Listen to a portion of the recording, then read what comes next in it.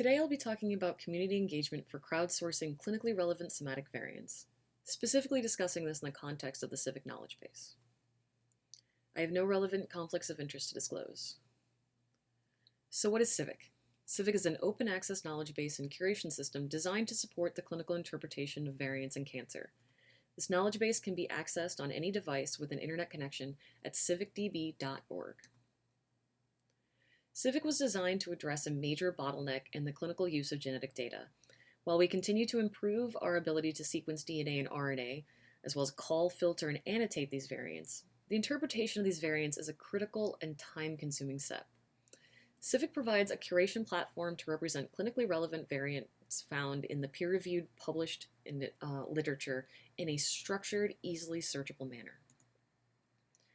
CIViC is about turning information such as this: a survival curve identifying significant differences in outcomes based on variants identified in each group, and turns it into this: a structured evidence item linking to ontologies and standards while including human-readable content. It relays in words what this picture shows, but stores it in a structured, easily searchable manner.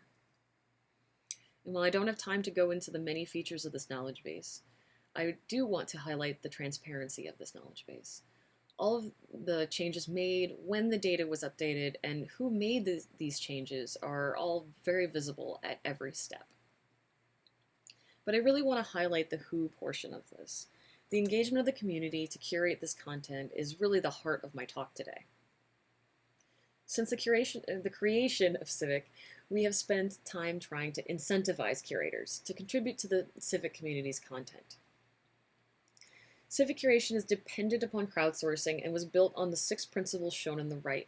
To maximize the impact of the crowdsourced information, no login is required to view or access the contents of CIViC, and has been specifically licensed under a Creative Commons Public Domain Dedication or CC0 license. This content is available through the web interface, but also as a data download. An API is available, as well as a Python software development kit. By making the content so readily accessible, we have been integrated into well over 35 resources. Those shown on our data clients page are a collection of known data consumers that have granted their permission to be shown on this page, but we realize that far more data clients exist without being acknowledged here.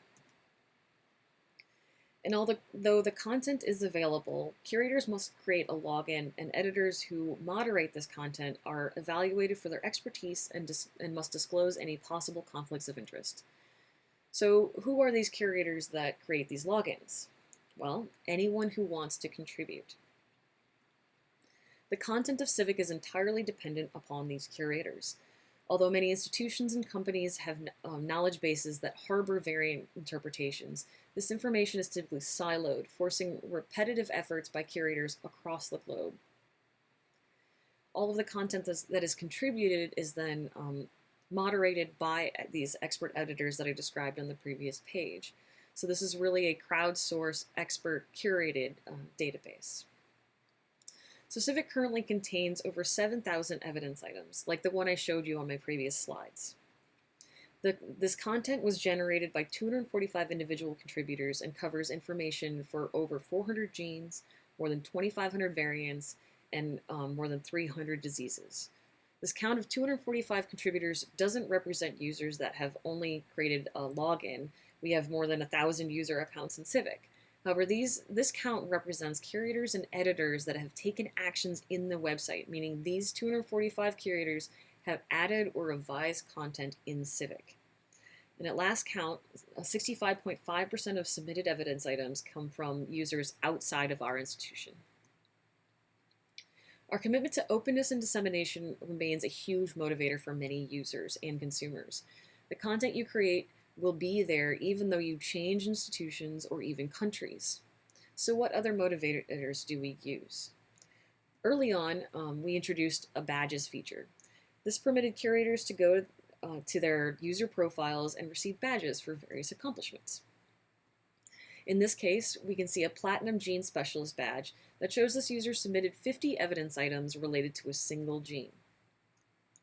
We also created a community leaderboard to highlight those users with top contributions in a variety of areas. Both with badges and leaderboards, we can have been used to compete with friends or colleagues and really act as a form of gamification to encourage curators in the website. To support collaborative efforts by groups of users, we created organizations, and more recently, sub-organizations. An organization is a self-identified group of users affiliated with an institution or organization that wishes to track their efforts as a group. Organizations have their own web page that shows the organization and description of this organization or group with a link to their external website, as well as a complete list of the curators that are a part of that organization. Below the member list is a box containing all of the statistics of that organization and sub-organization if appropriate, as well as an evidence grid of all of the evidence from that organization and an activity feed showing the who, what, and when of this organization's activity. But this evidence grid allows an organization to focus on only their own curation if they choose to. However, probably one of our most successful mechanisms of incentivization, second only to our policy of openness and dissemination, has been our biannual hackathons and curation jamborees.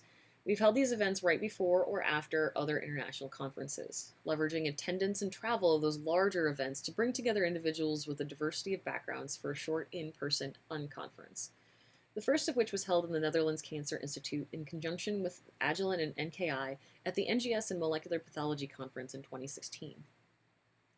By gathering a small group of individuals attending the NGS and Molecular Pathology Conference, we were able to identify specific areas of interest of the attendees. And then we were able to work with them in real time and work within the interface and see how they interacted with the interface. This led to improved coverage and new data entry that you can see on the right, but also user interface and data integration improvements. At this meeting, we made one of our first connections with experts in von Hippel-Lindau disease, a cancer predisposition syndrome due to variants impacting the gene VHL. We now have over 1,700 evidence items related to germline and somatic variants in VHL and are the largest public database of VHL variants that we are aware of. This was also our first really interactive engagement of members of ClinGen with the CIViC interface. Today we have 6 collaborative publications with this group and have become the official curation interface for the ClinGen Somatic Working Group. At this meeting, we were able to meet international curators that we had previously only interacted with through the interface or via email. And we even got to send home some fun CIViC 3D printed trophies to some of our top performers. Importantly, this experience strengthened existing collaborations and inspired new ones.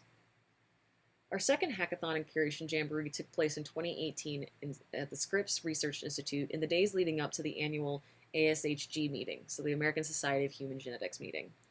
We gathered international collaborators and enhanced our focus on interoperability with several resources on the hackathon side while tackling specific curation topics on the Jamboree side. This included incentivization engagement, identifying smaller bite-sized tasks that could be used to slowly introduce new curators to the system.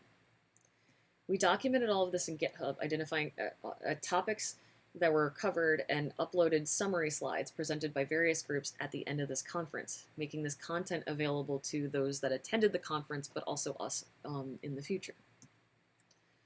So really these small events can make big impacts, bringing together collaborators that rarely, if ever, get to meet in person.